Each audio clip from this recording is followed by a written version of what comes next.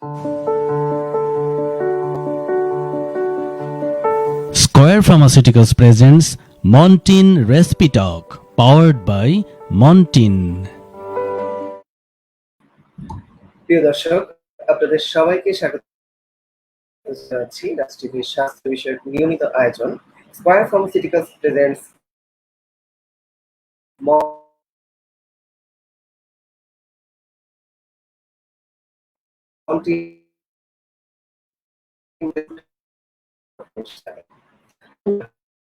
আমাদের মাঝে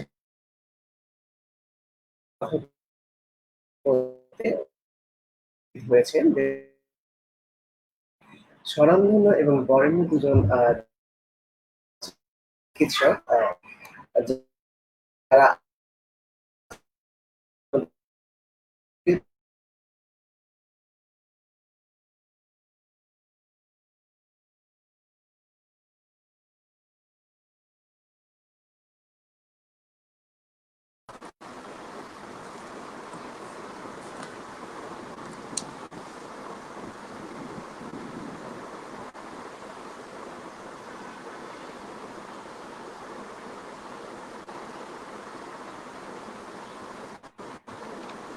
দর্শক, আজ আমাদের মাঝে উপস্থিত হয়েছেন দেশের দুজন স্বনামধন্য চিকিৎসক, একজন ডাক্তার আমিনুল ইসলাম, সহযোগী অধ্যাপক, রেসপিরেটরি মেডিসিন বিভাগ, ঢাকা মেডিকেল কলেজ হাসপাতাল, এবং অন্যজন হচ্ছেন doctor Mohammad Robiul Halim, associate consultant, Asgar Ali হাসপাতাল।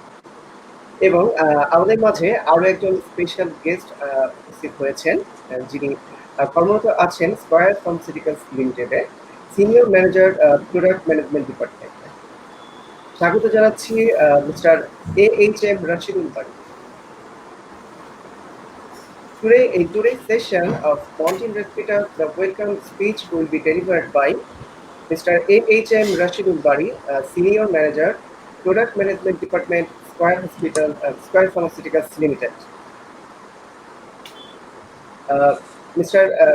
Rashidul Bari, আমাকে শুনতে পাচ্ছেন? ধন্যবাদ ডক্টর লিটন। আজকের স্কয়ার আয়োজিত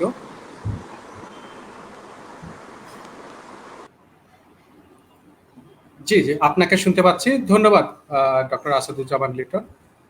স্কয়ার আয়োজিত মন্টিন রেসপিটকের আজকের এই পর্বে আমাদের সঙ্গে রয়েছেন ডক্টর আমিনুল ইসলাম, সহযোগী অধ্যাপক, রেসপিরেটরি মেডিসিন বিভাগ, ঢাকা মেডিকেল কলেজ, এবং doctor Mohammad Robiul Ali, associate consultant, Asgar Ali হাসপাতাল। দুজন ডক্টর, স্বনামধন্য ডক্টর, তাদের অভিজ্ঞতার আলোকে আজকে যে বিষয় করোনাকালীন নিউমোনিয়ার চিকিৎসা, সেটা নিয়ে বিভিন্নভাবে আলোকপাত করবেন। আমি স্কয়ার পরিবারের পক্ষ থেকে দুজনকেই স্বাগত জানাচ্ছি এবং আজকের এই অনুষ্ঠানের যে বিষয়বস্তু সেটার বিষয়ে তারা বিশদ আলোচনা করবেন। আজকে আমাদের যে সকল দর্শক লাইভে আছেন বা পরবর্তীতে যুক্ত হবেন, সবাই আপনাদের এই আলোচনার মাধ্যমে উপকৃত হবেন এবং অনেক ডক্টরই লাইভে থাকেন, তাদেরও নানা জিজ্ঞাসা থাকে, নানান ধরনের প্রশ্ন করে এবং আপনাদের কাছ থেকে তারা এই বিষয়গুলো অনেকটাই তারা পরিষ্কার হয়ে যাবে, তাদের কিছু ধারণাগুলো আরও কিছু ক্লিয়ার হবে। সো আমরা বিশ্বাস করি মন্টিনের সৌজন্যে এই রেসপিটকের আজকে যে দুজন ডক্টর রয়েছেন তারা বিশদভাবে আলোচনার মাধ্যমে আজকের এই বিষয়কে আরও বেশি বিষয়বস্তুতে সাফল্যমণ্ডিত করবেন। দুজনকে আবারও স্কয়ারের পরিবারের তরফ থেকে ধন্যবাদ জানাচ্ছি আপনাদের মূল্যবান সময়টুকু আজকে রাজ টিভির মাধ্যমে দর্শকদের জন্য উপহার দেওয়ার জন্য। ধন্যবাদ জানাচ্ছি রাজ টিভিকে এই ধরনের একটা আয়োজনের সঙ্গে আমাদের সংযুক্ত করার জন্য, এবং স্কয়ার পরিবারের তরফ থেকে আমাদের উপস্থাপক ডক্টর মোহাম্মদ আসাদুজ্জামান লিটন, তাকেও ধন্যবাদ জানাচ্ছি। ধন্যবাদ সবাইকে।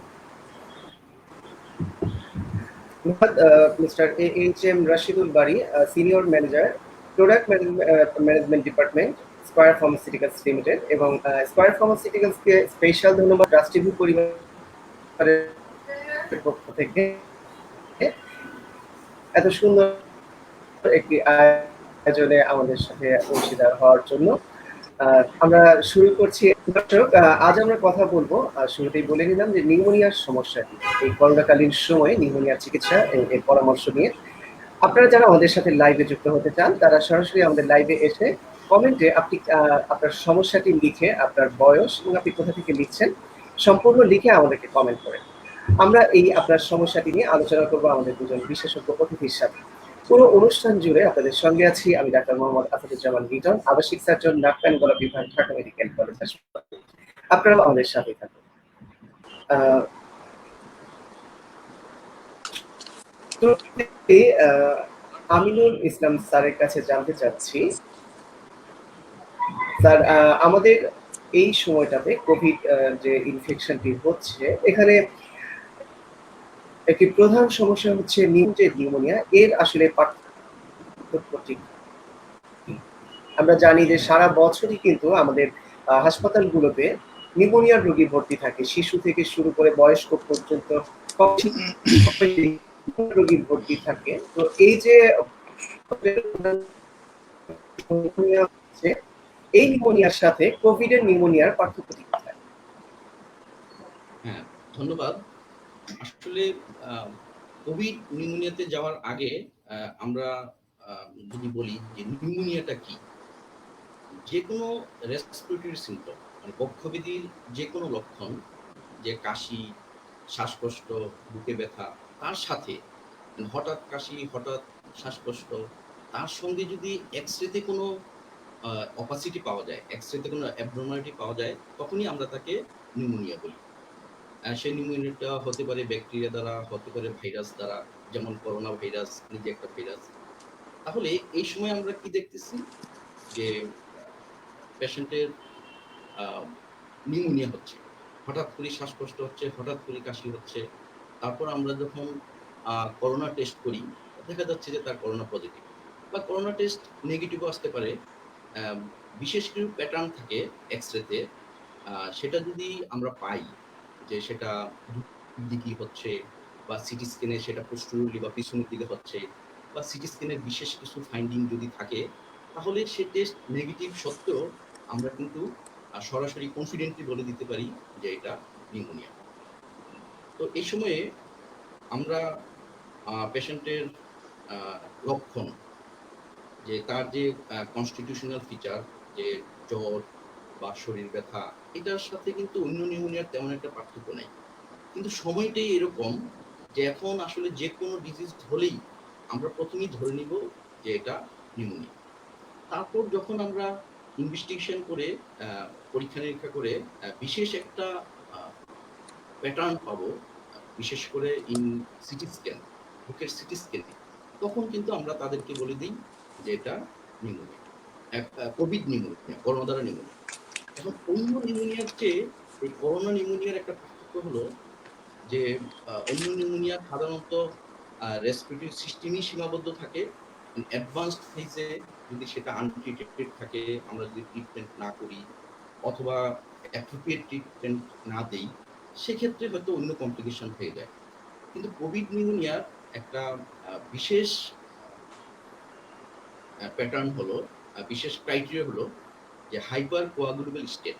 এটা কি করে শরীরের বিভিন্ন অংশে রক্তনালীতে রক্ত জমা বাধায় হেল্প করে। যেমন আমার ব্রেনের রক্তনালী ব্লক হয়ে গেল, আমার স্ট্রোক হচ্ছে, ফুসফুসের রক্তনালী ব্লক হয়ে গেল, সেখানে আমার পালমোনারি এম্বোলিজম হচ্ছে, সাডেন ডেথ হচ্ছে। কিডনি ছোট যে রক্তনালী সেখানে সে ব্লক করলো বা থ্রম্বোসিস হলো, তার কিডনি ইনজুরি হচ্ছে। হার্টের রক্তনালী করোনারি আর্টারি ব্লক করে সেখানে সে এমআই, হার্ট অ্যাটাক করতেছে, মায়োকার্ডিয়াম ইনফার্কশন করতেছে। এই ব্যাপারগুলি কিন্তু অন্য নিউমোনিয়াতে কমন। তো আমি যদি মানে মোস্ট ইম্পোর্টেন্ট ডিফারেন্স বলি এবং মোস্ট মানে ফ্যাটাল ডিফারেন্স বলি, সেটা হলো যে ইন কোভিড নিউমোনিয়া এটা একটা hyper coagulable state. That means এটা রক্তনালীতে থ্রম্বোসিস করে দেয়, রক্তনালী ব্লক করে দেয়, এবং সেই জন্য অন্য নিউমোনিয়ার চেয়ে এই নিউমোনিয়ার ট্রিটমেন্টের মধ্যে একটা বিশেষ পার্থক্য হলো যে মানে বিশেষ কন্ডিশনে আমরা তাদেরকে হেপারিন দিই, যেটা নাকি আমরা অন্য নিউমোনিয়াতে এত বেশি মাত্রায় প্র্যাকটিস করি।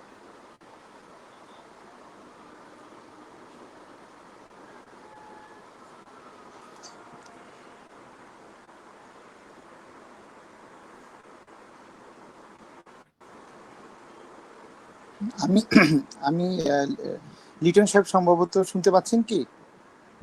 হ্যালো,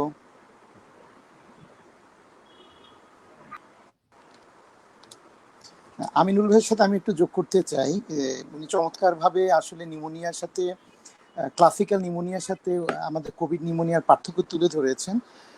যে কোনো নিউমোনিয়াতে আসলে শ্বাসকষ্টটাই আসলে প্রিডমিনেন্ট সিমটম, যেটা আমরা সবাই জানি। তবে কোভিড নিউমোনিয়ার একটা শ্বাসকষ্টের একটা বৈশিষ্ট্য আছে, যেটাকে আমরা বলি মেডিকেল টার্মে হ্যাপি হাইপোক্সিমিয়া। দ্যাট মিনস পেশেন্টের ডিগ্রি অফ অক্সিজেন ডেফিসিয়েন্সির সাথে পেশেন্টের ক্লিনিক্যাল ফিচারের অনেক সময় মিল নাও থাকতে পারে। আমরা যখন পেশেন্টকে জিজ্ঞেস করি যে আপনার কোনো শ্বাসকষ্ট হচ্ছে কিনা, পেশেন্ট বলে না আমি ভালো আছি। এই যে হ্যাপি হাইপোক্সিমিয়াটা, এটা কিন্তু কোভিড নিউমোনিয়ার সাথে অন্যান্য নিউমোনিয়ার একটা কিন্তু খুব বড় ধরনের পার্থক্য এবং সিগনিফিকেন্ট পার্থক্য, এবং এটার ক্লিনিক্যাল সিগনিফিকেন্ট কিন্তু খুব ব্যাপক। এই জন্য ব্যাপক, আমরা যেটা আমিনুল ভাই বলেছেন যে কোভিড নিউমোনিয়ার কিন্তু মাল্টি অর্গান ফেইলিউর বা অন্যান্য সিস্টেমিক ইনভলভমেন্ট অত্যন্ত বেশি। তো দেখা যায় যে যেসব পেশেন্টের অ্যাডভান্স স্টেজে পৌঁছে ওদের কিন্তু এই সিস্টেমিক ইনভলভমেন্টটা তত বেশি তীব্র হয় এবং কমপ্লিকেশনটা অনেক ডেভেলপ করে। তো পেশেন্ট যদি তার শ্বাসকষ্টটা শুরুতে অনুভব না করে এবং খুব দেরিতে লেট স্টেজে অনুভব করে, সেই ক্ষেত্রে মেডিকেল ফ্যাসিলিটিস বা একজন রেসপিরেটরি ফিজিশিয়ান বা একজন মেডিসিন বিশেষজ্ঞ বা একজন জিপি প্র্যাকটিশনারের কাছে সে কিন্তু লেট স্টেজে পৌঁছে, বা হসপিটাল ফ্যাসিলিটিসে কিন্তু সে লেট স্টেজে পৌঁছে। এই জিনিসটা কিন্তু পেশেন্টের আউটকামের ক্ষেত্রে একটা বড় ধরনের ইম্প্যাক্ট ফেলে। এই জন্য অনেক ক্ষেত্রে আমরা পেশেন্টদেরকে পরামর্শ দিই, বাসায় কোনো রকমের রেসপিরেটরি সিমটম যদি থাকে বা সে কোনো করোনা পেশেন্টের যদি সংস্পর্শে থাকে, সেক্ষেত্রে শ্বাসকষ্ট না থাকলেও মাঝে মাঝে অক্সিজেন লেভেলটা যাতে চেক করে, আমরা হ্যাপি হাইপোক্সিমিয়াটা যাতে আর্লি ডিটেক্ট করতে পারি। এটা একটা সিগনিফিকেন্ট পার্থক্য, আমি সেটা আমিনুল ভাইয়ের সাথে যোগ করতে পারি। ধন্যবাদ। হ্যাঁ, আমি এর সাথে রিলেট করি। খুব ভালো পয়েন্ট যে হ্যাপি হাইপোক্সিয়া, যে পেশেন্ট হয়তো অ্যাপারেন্টলি ভালো, বাইরে থেকে বোঝা যাচ্ছে না, কিন্তু আমি যখন পালস অক্সিমিটার দেখলাম যে তার এসপি2 85%, 80% বা আরো কম। এছাড়াও এমনও হতে পারে যে পেশেন্ট এখন ভালো, তার 98% আছে, কিন্তু এট এনি টাইম, বিশেষ করে তার যদি রিস্ক ফ্যাক্টর থাকে, হাইপারটেনশন, ডায়াবেটিস, এজমা বা আদার রিস্ক ফ্যাক্টর যদি থাকে, তাহলে খুব রেপিড ডিটেরিওরেশন হতে পারে, খুব কমে যেতে পারে। সেটাও আরেকটা কারণ যে এই মুহূর্তে অ্যাপারেন্টলি সে ভালো, হয়তো আমি জানি না যে তার এসপি2 কত, অক্সিজেন স্যাচুরেশন কত। আরেকটা হলো যে এই মুহূর্তে সে ভালো থাকলেও আমি মেজার করে দেখলাম যে ইট ইজ ওকে, বাট কখন যে সে খারাপ হয়ে যাবে সেটা আমরা জানি না। সেজন্য আপনি রাইটলি বলেছেন যে আমাদেরকে আসলে পেশেন্টকে অ্যাডভাইস করতে হবে, বা আমরা যেটা বলি দিই যে সবার কাছে একটা পালস অক্সিমিটার থাকবে এবং সে ইন্টারমিটেন্টলি চেক করবে। এখন ভালো মানে সে 2 ঘন্টা পর ভালো থাকবে, সেটা নাও হতে পারে। এবং এই ব্যাপারগুলি সবচেয়ে বেশি হয় যাদের নাকি, আমি আবারও রিপিট করি, যে যদি আদার কোমরবিডিটি থাকে, যেমন ডায়াবেটিস, প্রেশার, এজমা বা other previous heart disease, heart surgery. ধন্যবাদ স্যার। আমরা অনেক গুরুত্বপূর্ণ মূল্যবান পরামর্শ শুনছিলাম। আমরা আরো তথ্য, আরো পরামর্শ শুনবো। ইতিমধ্যে আমাদের সাথে অনেক দর্শক লাইভে যুক্ত হয়েছেন এবং অনেকেই কমেন্ট করেছেন। কে আর বাবুল লিখেছেন time demand programme. Mehfuz Anam লিখেছেন থ্যাঙ্কস বারি স্যার। মিরাজ শিকদার লিখেছেন most related and time demanding programme which will be helpful for much people passion. ধন্যবাদ দর্শক অনেক সুন্দর কমেন্ট করার জন্য। সাইদুর রহমান লিখেছেন নাইস প্রোগ্রাম। মিজান সরকার লিখেছেন heartiest thanks to Square Pharmaceuticals for the arrangement of this program and also thanks to Raj TV. ধন্যবাদ দর্শক সুন্দর কমেন্ট করার জন্য। বাসুদেব কুমার সাহা লিখেছেন ইফেক্টিভ ডিসকাশন। স্যার আর একটা জিনিস দর্শকদের জন্য যদি জানতে চাই যে আমিন স্যার, অনেক সময়ই আমরা জানি যে নিউমোনিয়ার চিকিৎসাতে অক্সিজেন প্রয়োজন হয়। তো এই ক্ষেত্রে যদি কোনো রোগীর করোনা নিয়ে বাসায় চিকিৎসা নেয়, সেক্ষেত্রে তার অক্সিজেন প্রয়োজন আছে কিনা, বা যদি প্রয়োজন হয় সেক্ষেত্রে কি বাসায় অক্সিজেন দেওয়া সম্ভবপর কিনা? আমরা ইতিপূর্বেই দেখেছি বিভিন্ন সোশ্যাল মিডিয়াতে যে অক্সিজেন সিলিন্ডারের দাম বেড়ে যাচ্ছে, কারণ মানুষ দেখা যাচ্ছে যে অক্সিজেন সিলিন্ডার বাসায় স্টক করছে একটু আতঙ্ক নিয়ে বা একটু ভয় নিয়ে। তো এই যে বাসায় অক্সিজেন সিলিন্ডার রাখা, এই অক্সিজেন কি বাসায় দেওয়া সম্ভবপর কিনা? আচ্ছা, অক্সিজেনেশন, আমি যদি এটা দুই অ্যাঙ্গেলে বলবো। একটা হলো যে প্র্যাকটিক্যাল পার্সপেক্টিভ, আরেকটা হলো যে একাডেমিক বা গাইডলাইন আমাদের কি বলে। আমি যদি একদম গাইডলাইন অনুসারে যাই, একদম যদি আ আ সংবিধান ফলো করি ধরেন, তাহলে আমি বলব যে অক্সিজেন যদি কমে যায় তাহলে এটা হসপিটালে যাবার একটা ইন্ডিকেশন। উনার আদার রিস্ক ফ্যাক্টর থাকুক আর না থাকুক। হ্যাঁ, যদি অক্সিজেন কমে যায় অথবা রেসপিরেটরি রেট, শ্বাসের গতি যদি বেড়ে যায়। আমি এটা বইপত্রের ভাষায় বলব।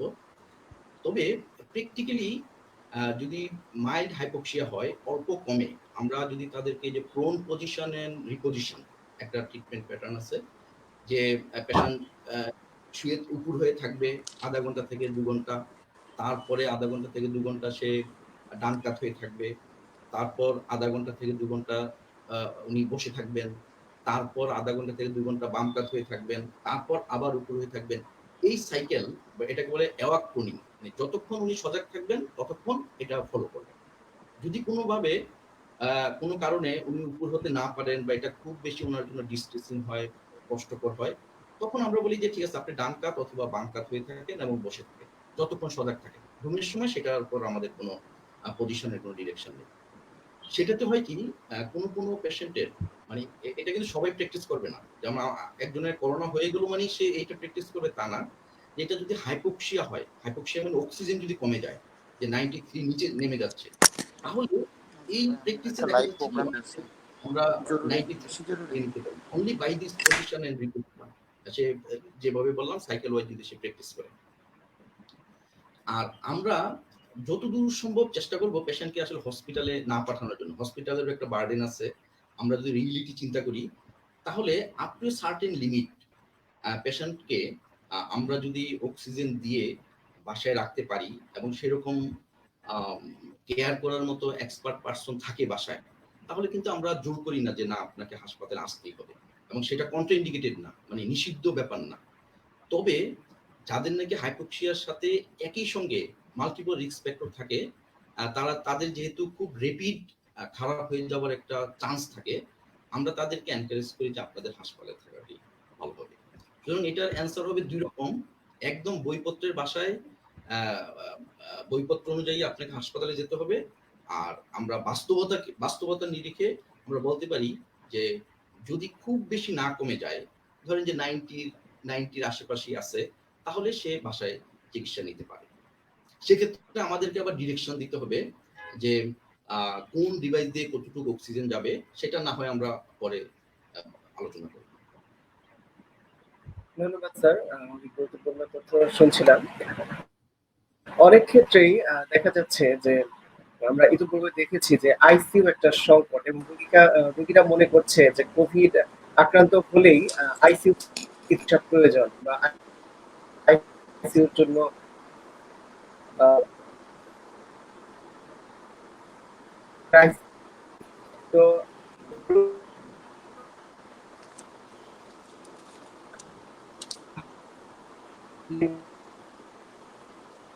হ্যাঁ, আপনার কথা আসলে শুনতে পাচ্ছিলাম না। আ তো আমি ধরে নিই যে আপনি কি প্রশ্ন করতে চাচ্ছিলেন? যে রোগীরা ধরে নেয় যে কোভিড হওয়া মানেই আইসিইউতে যেতে হবে। ব্যাপারটা কিন্তু তা না। আর আরেকটা হলো যে আইসিইউ মানেই ইনভেসিভ ভেন্টিলেশন, যে নাকে নল দিতে হবে, ব্যাপারটা কিন্তু তাও না। হ্যাঁ? তো কোভিড হলেই আইসিইউতে যেতে হয়, সেটার চান্স কিন্তু খুব কম, যে 5% এর মতো আমরা ধরে নিই। তো আমাদের প্রাণপণ চেষ্টা থাকবে, আমাদের টার্গেট থাকবে যে পেশেন্টকে যাতে আইসিইউতে না যেতে হয়। সেইজন্যই আমরা শুরুতেই তার অক্সিজেন কারেকশন এর চেষ্টা করি। যেমন একদম ইনিশিয়াল আর্লিয়েস্ট স্টেজ হলো প্রোন পজিশনিং, যেটা বললাম উপর হয়ে থাকাটা এবং অন্যান্য পজিশন গুলোতে।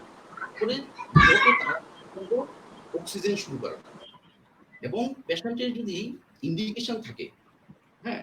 যে একটু যদি অক্সিজেন কমে যায় অথবা অক্সিজেন কমে নাই, পেশেন্টের সে ডায়াবেটিস, প্রেশার, হার্ট ডিজিজ ওগুলির সাথে আছে, তাহলে খুব তাড়াতাড়ি হেপারিন, লো মলিকুলার ওয়েট হেপারিন যেটা, সেটা শুরু করা।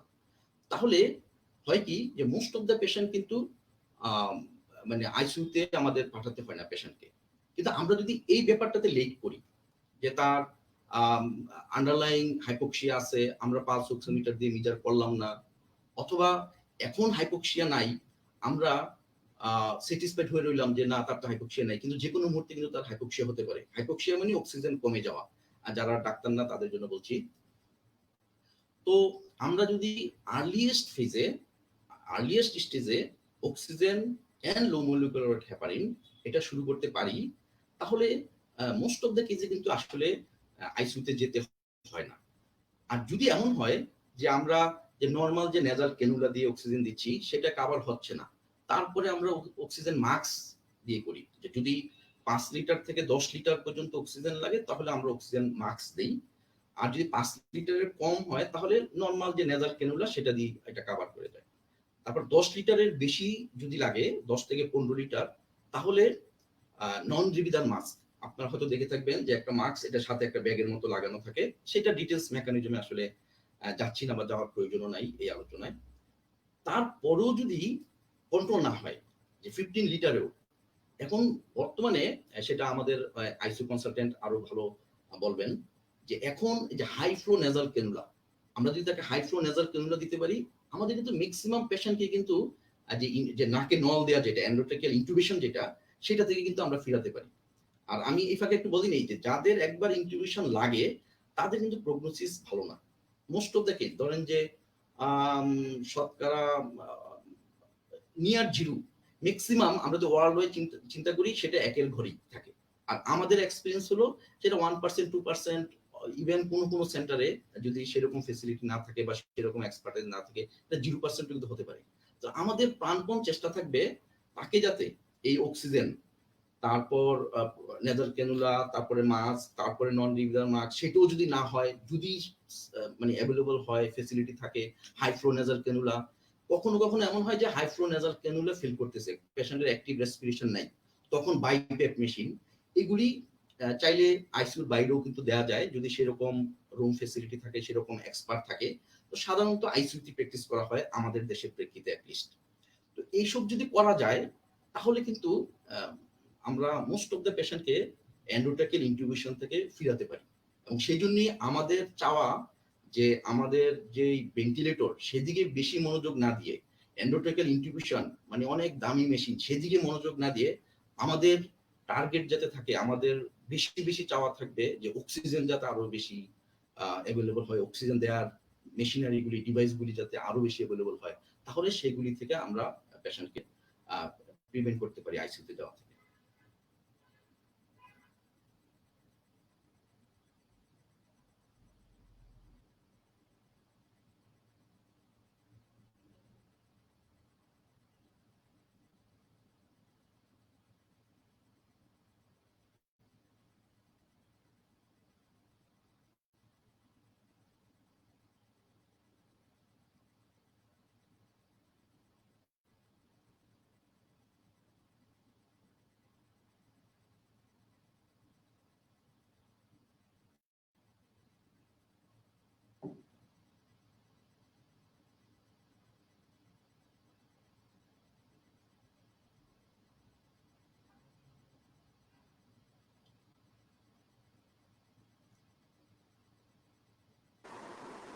আপনাকে আমি শুনতে পাচ্ছি না।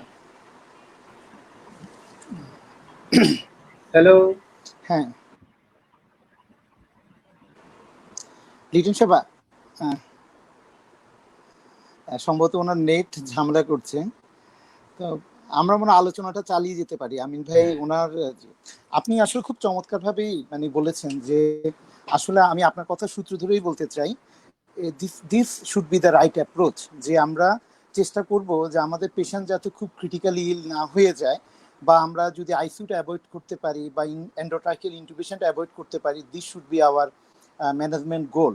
সেটা হওয়াটা বাঞ্ছনীয়, এবং আপনি খুব রাইট ওয়েতে কিন্তু জিনিসটা তুলে ধরেছেন।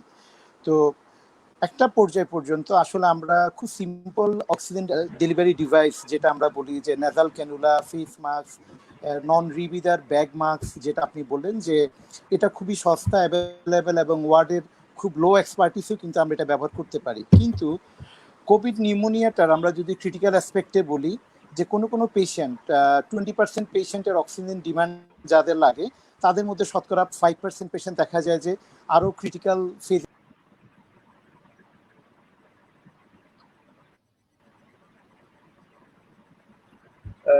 দুঃখিত দর্শক, আমাদের অতিথির কানেকশন সম্ভবত ডিসকানেক্ট হয়ে গিয়েছে। আমরা দ্রুত আমাদের অতিথির সাথে আবার সংযোগ স্থাপনের চেষ্টা করছি। আমিনুল স্যার, আমাদের বেশ কয়েকজন দর্শক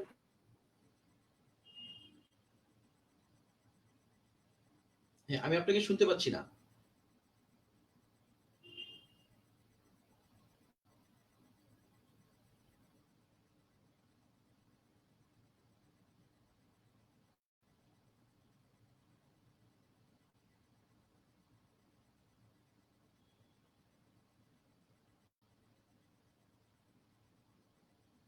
আচ্ছা, আমার মনে হয় আপনার নেটওয়ার্কের সমস্যা হচ্ছে।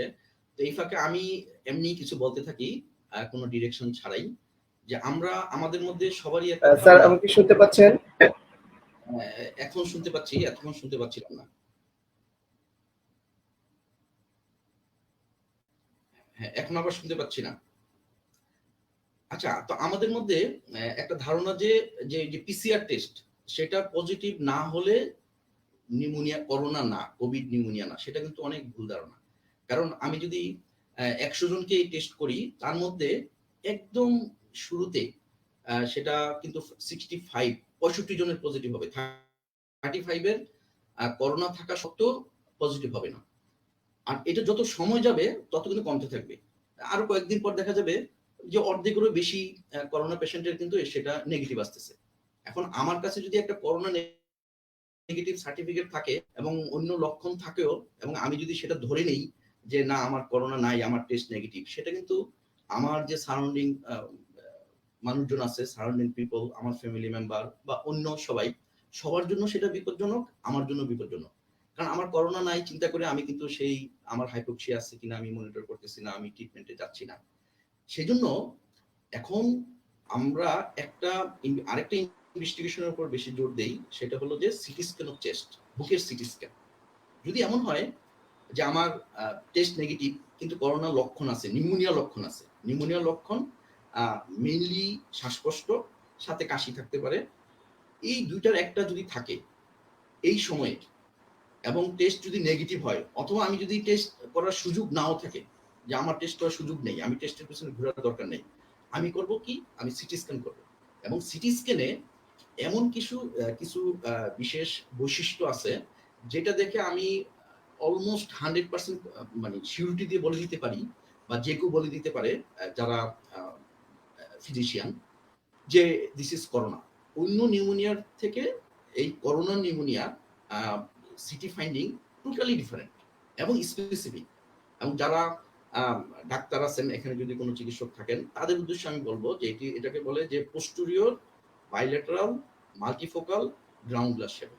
এটা সিটি স্ক্যানে পোস্টেরিয়রলি থাকবে, পিছনের দিকে থাকবে, বাইলেটারাল, অলমোস্ট অল কেসে এটা বাইলেটারাল হবে 90% ক্ষেত্রে। 10% ক্ষেত্রে ইউনিলেটারাল হতে পারে, মানে একদিকে হতে পারে। কারণ একদিকে হলে এটা নিউমোনিয়া না, করোনা, কোভিড না, সেটা বলে দিতে পারবো না, কারণ সেটা 10% সম্ভব। And ground glass opacity, ground glass opacity details আমরা যাচ্ছি না, সেটা গ্রাউন্ড। তাহলে এই সময়ে, এই প্রেক্ষিতে একটা শ্বাসকষ্টের পেশেন্টের যদি ওই ফাইন্ডিং থাকে, আমি শতবার সিউরিটি দিয়ে বলবো যে দিস ইজ কোভিড।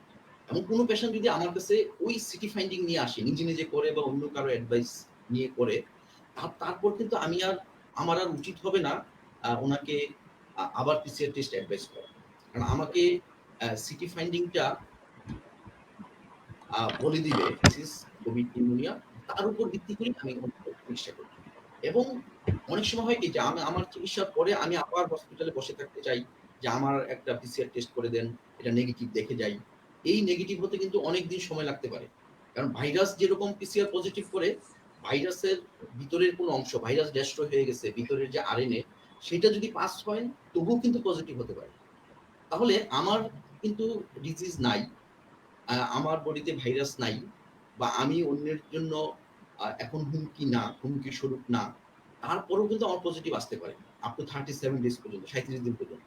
সুতরাং আমাদের কারোই উচিত হবে না, আমার যদি রেডিওলজিক্যাল ইমপ্রুভমেন্ট হয়, আমার যদি সাইন সিমটম কমে, আমার যদি জ্বর না থাকে, তারপর আবার টেস্টের জন্য বসে থাকা, যে আমি আবার নেগেটিভ হলে যাব। তাহলে সেটা হয় কি, আমাদের হেলথের উপরে একটা প্রেশার হয়, পেশেন্ট অযথা হসপিটালে বেশি দিন স্টে করে, পেশেন্টের অ্যাটেন্ডেন্ট যারা আছে তাদের আরো বেশি এক্সপোজার হয়।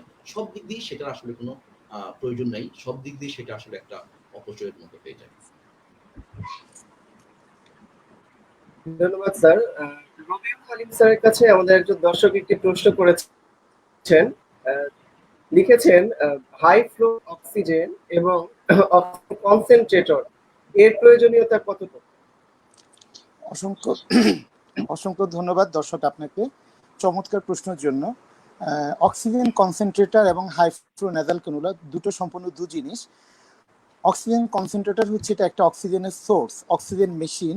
এটা ইন্ডিপেন্ডেন্টলি অক্সিজেন প্রস্তুত করতে পারে। আপনি এই মেশিনটা সাধারণত 5 থেকে 20 কিলোগ্রাম ওয়েটের মধ্যে, এটা পোর্টেবল একটা মেশিন, যেটা আপনার 5 থেকে 10 লিটার পর্যন্ত অক্সিজেন প্রডিউস করতে পারে in a given time per minute, 5 থেকে 10 লিটার।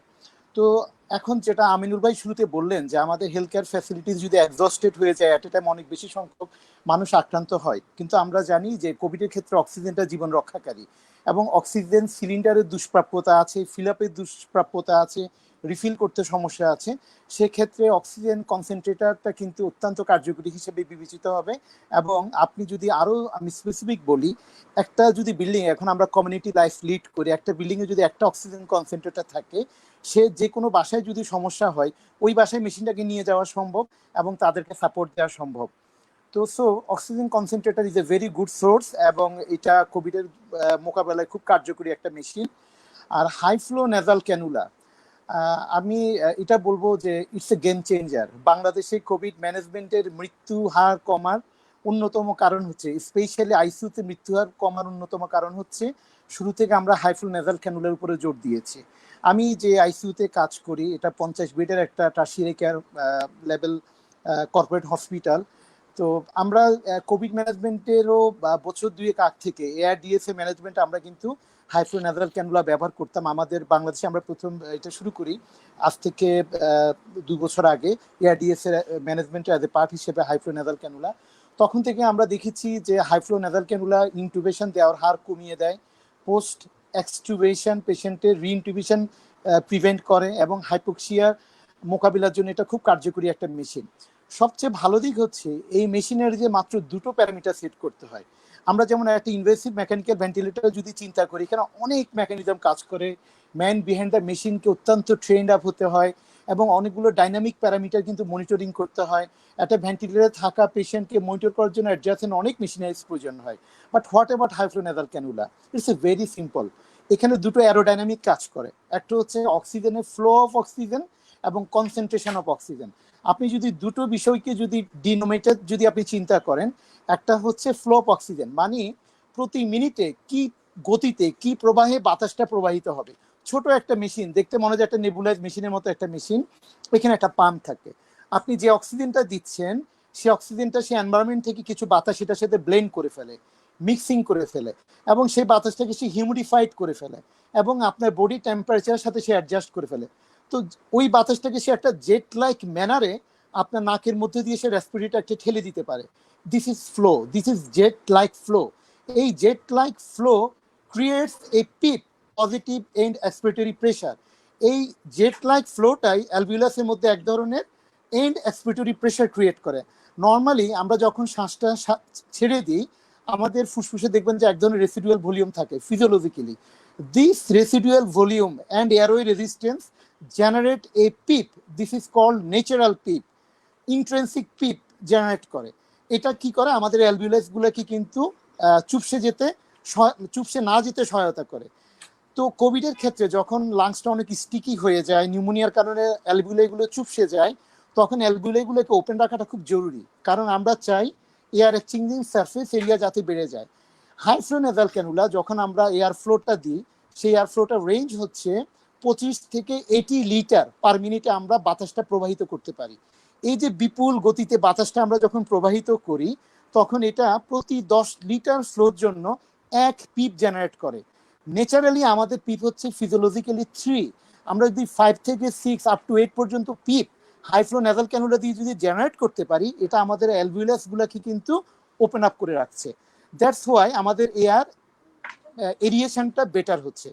পাশাপাশি অক্সিজেনের কনসেন্ট্রেশন, আমরা যে বাতাসটা ফ্লো করছি সেখানে অক্সিজেনের ঘনত্বেরও আমরা কিন্তু কম বেশি করতে পারছি, মাত্র এই দুটো প্যারামিটার সেট করতে, আর অন্য কিছু না। সেই বাতাসটা কিন্তু আমরা কিভাবে সেট করছি, আমরা অক্সিজেন কনসেন্ট্রেটারের যে মেশিন 10 লিটার সেটা ব্যবহার করতে পারি, অক্সিজেন সিলিন্ডারের যে নর্মাল ফ্লো মিটার সেখানের সাথে কানেকশন দিতে পারি, ইভেন আমরা সেন্ট্রাল অক্সিজেন সিস্টেমের সাথেও হাইফ্লোনেজালকে কানেকশন দিতে পারি। So this is very much flexible. এবং দেখেন এটা কিন্তু ইউজ করা খুবই ইজি এই দুটো প্যারামিটার আপনাকে সেট করার জন্য। সো হাইপোক্সিয়া ম্যানেজমেন্টের জন্য এটা একটা নোভেল ইনভেনশন, যারা এটা আবিষ্কার করে থাকুক না কেন।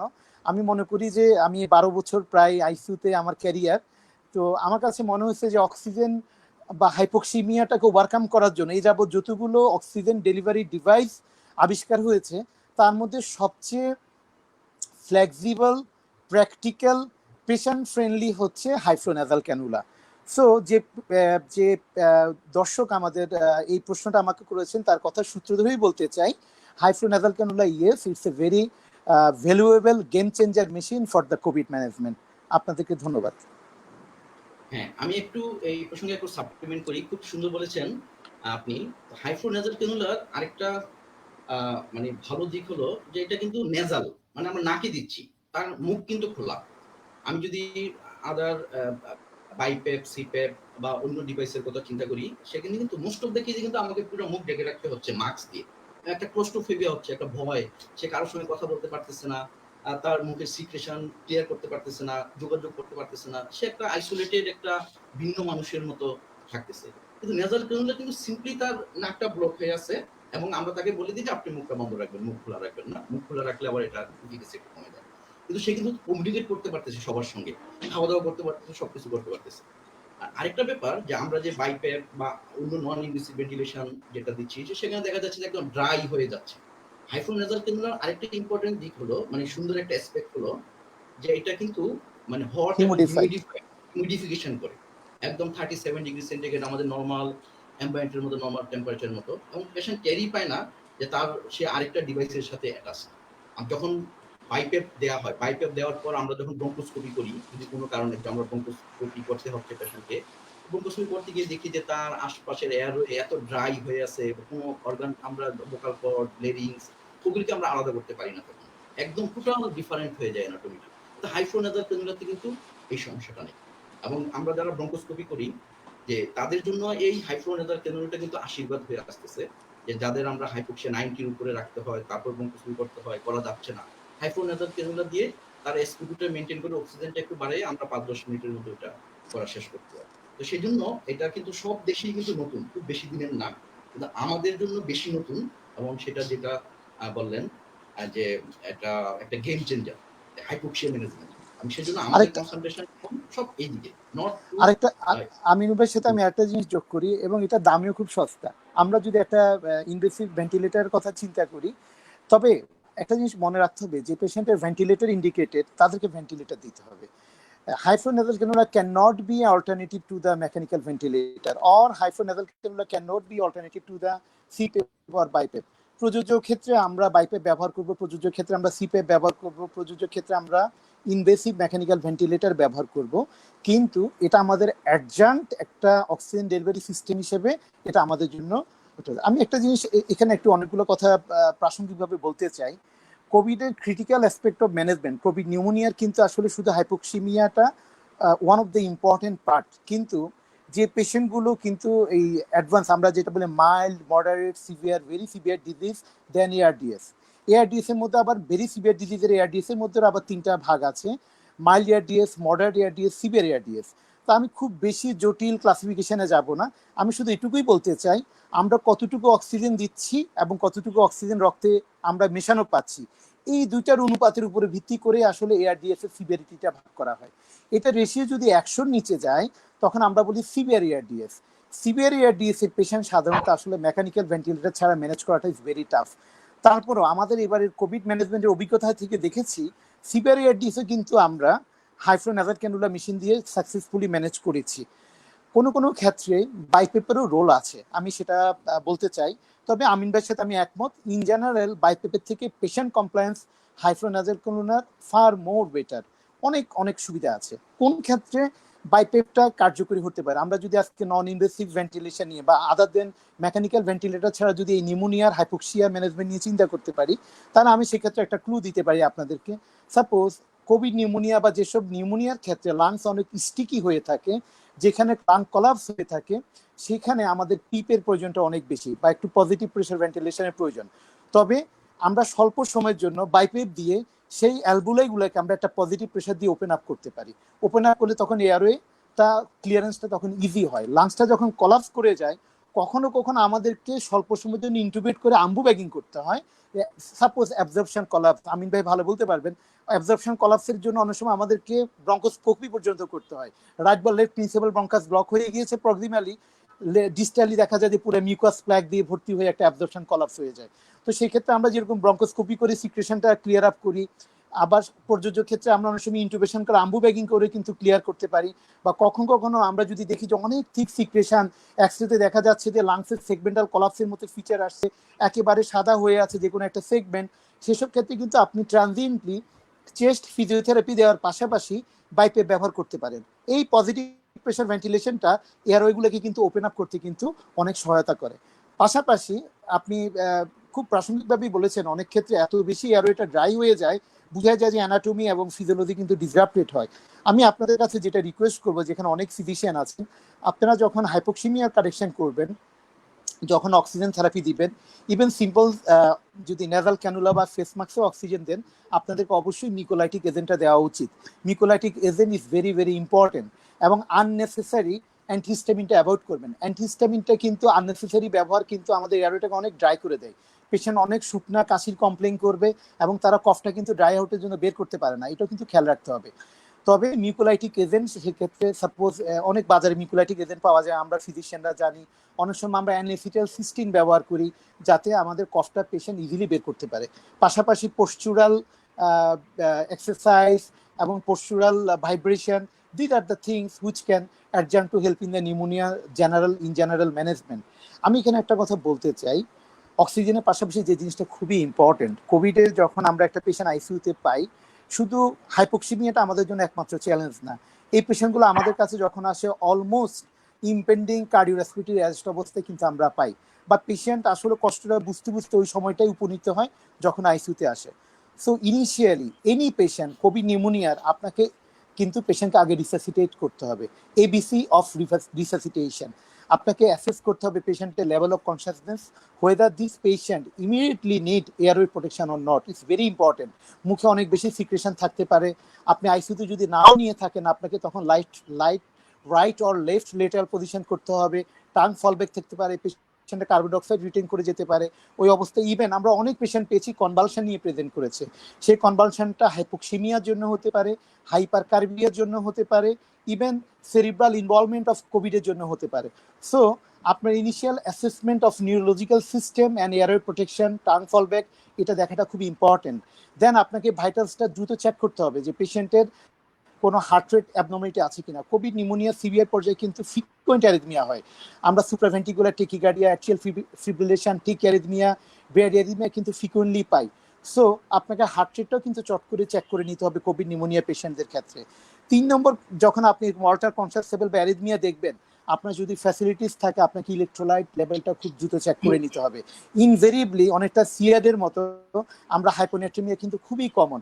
দুই একটা ক্ষেত্রে হাইপারনাইট্রেমিয়া থাকে, সেটা আসলে অনেক সময় স্টেরয়েড ইনডিউস আইট্রোজেনিক হতে পারে, কিন্তু হাইপোনাইট্রেমিয়া, hypokalaemia, these are the very common features in the COVID pneumonia. So always keep in mind dyslipidemia, এটা আমাদেরকে কিন্তু সবসময় খেয়াল রাখতে হবে।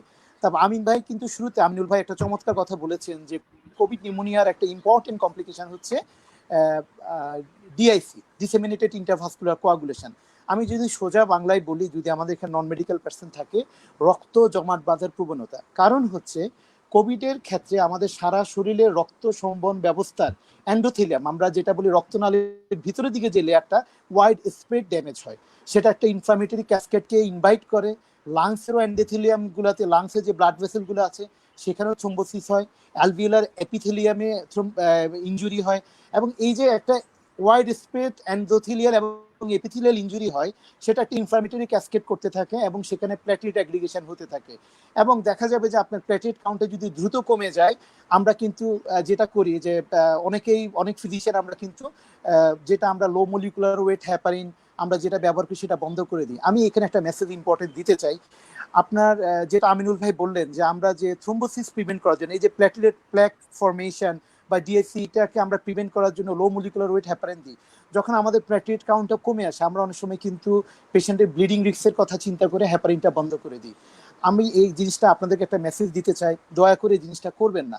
এক্ষেত্রে হ্যাপারিনটা হচ্ছে লাইফ সেভিং আনটিল আনলেস 20,000 এর নিচে প্ল্যাটেলেট কাউন্ট না কমা পর্যন্ত প্ল্যাটেলেট ট্রান্সফিউশনেরও প্রয়োজন নেই।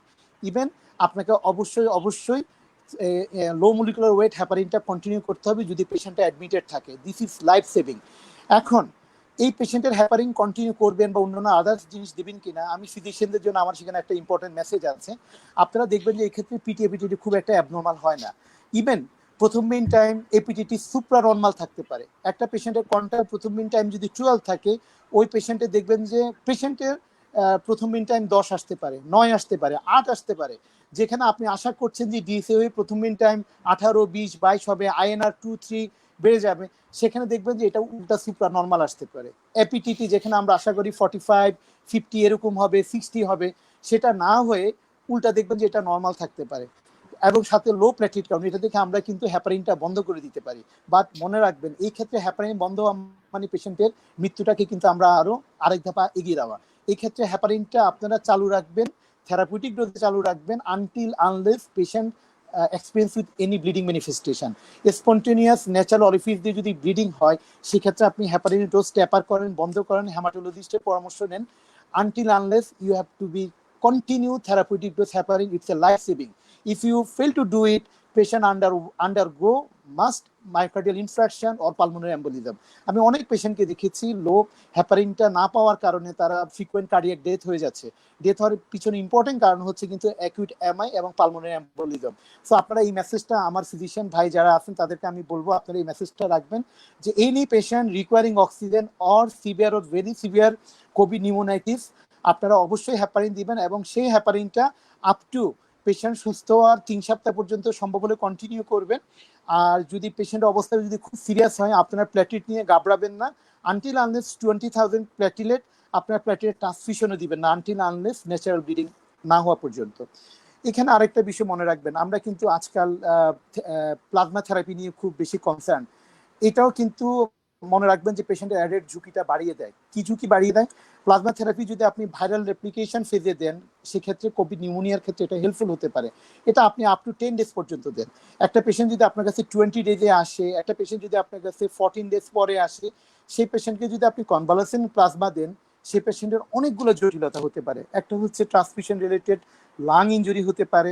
একটা পেশেন্টের আপনি অনেকগুলো কোয়াগুলেন্ট কিন্তু পেশেন্টকে আপনি ট্রান্সফিউজ করে দিচ্ছেন, পেশেন্টের থ্রোম্বোসিসের প্রবণতা বেড়ে যাচ্ছে। এবং মনে রাখবেন পেশেন্টের সেকেন্ড উইকের দিকে কিন্তু ভাস্কুলাইটিস ফেজ শুরু হয়। আমরা কেন ভাস্কুলাইটিস ফেজ শুরু? প্রথম 7 থেকে 10 দিন পেশেন্টের কিন্তু ভাইরাল রেপ্লিকেশন ফেজ থাকে, সেকেন্ড ফেজটাতে থাকে এন্ডোথেলিয়াল ইনজুরি।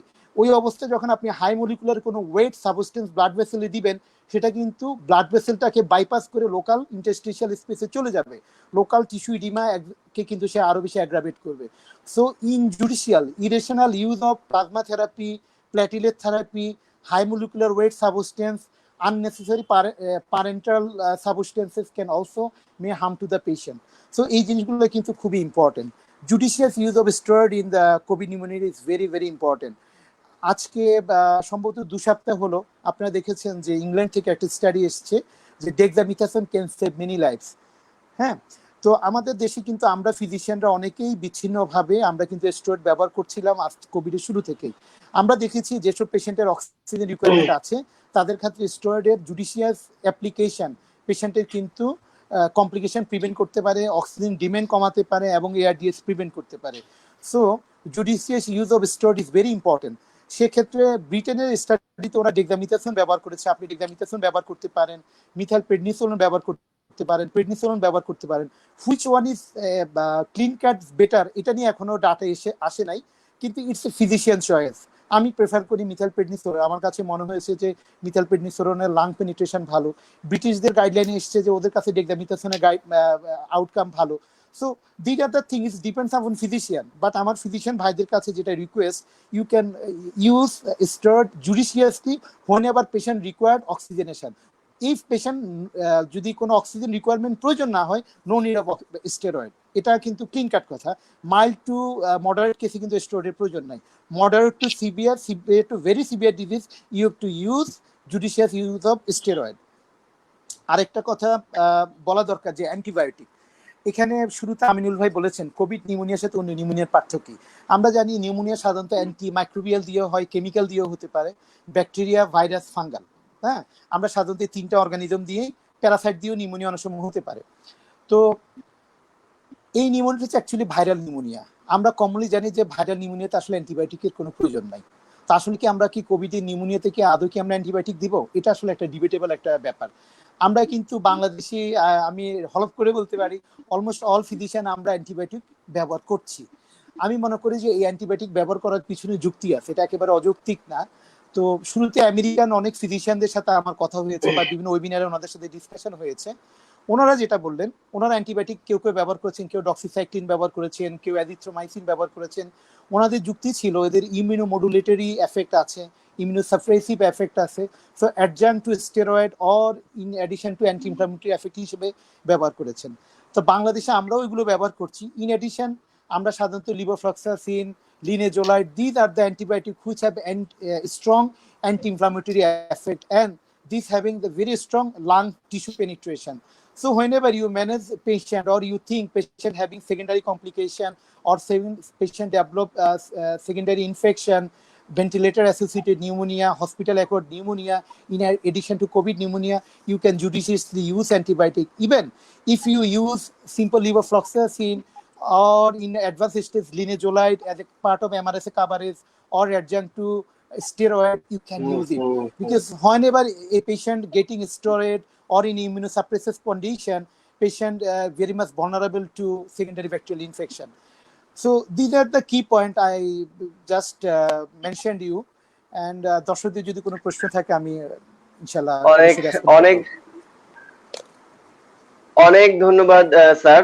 আমরা অত্যন্ত গুরুত্বপূর্ণ একটি আলোচনায় ছিলাম, বিশেষ করে বর্তমান সময়ে কোভিড সিচুয়েশনে অনেক গুরুত্বপূর্ণ একটা আলোচনায় আমরা ছিলাম। আমাদের অনেক দর্শকের অনেক কমেন্ট ছিল, কিন্তু আমরা আসলে সময় স্বল্পতার জন্য আমাদের অনুষ্ঠান শেষ করতে হচ্ছে। স্যার, আপনাদের দুজনকেই অসংখ্য ধন্যবাদ। আপনারা আপনাদের গুরুত্বপূর্ণ মূল্যবান সময় আমাদের দিয়েছেন, আমাদের দর্শকদের দিয়েছেন। অত্যন্ত গুরুত্বপূর্ণ আলোচনা আমরা শুনছিলাম, আমাদের দর্শকরা নিশ্চয়ই অনেক উপকৃত হয়েছেন। আপনাদের দুজনকে স্যার অসংখ্য ধন্যবাদ। রাষ্ট্রীয় দর্শকদের উদ্দেশ্যে কিছু বলুন, আমিনুল স্যার। হ্যাঁ, আমি যেটা ফাইনালি বলবো যে ডাক্তার রবিউলকে ধন্যবাদ, অনেক সুন্দর করে বলেছে যে কোনোভাবেই যে স্টেরয়েড সেটা হাইপোক্সিয়া যদি না থাকে, অক্সিজেন কমে নাই এরকম অবস্থায় যাতে কোনোভাবেই দেয়া না হয়।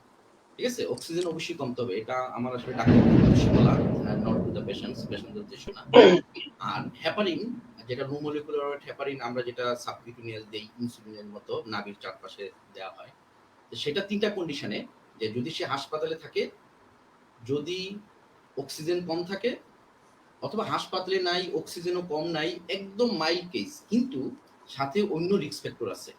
আমি আবারও রিপিট করি যে hypertension, diabetes, chronic ischaemic heart disease, heart disease, এই কন্ডিশনগুলি যদি থাকে, পেশেন্ট যত স্টেবল হোক, যত মাইল্ড হোক, আর তীব্রতা যত কমই হোক, সেক্ষেত্রে আমি তাকে লো মলিকুলার ওয়েট হেপারিন দিব, কারণ দে আর মোর প্রোন টু ডেভেলপ থ্রম্বোসিস, রক্ত জমাট বেঁধে যাওয়ার রিস্ক তাদের বেশি থাকে, সাডেন ডেথ হতে পারে।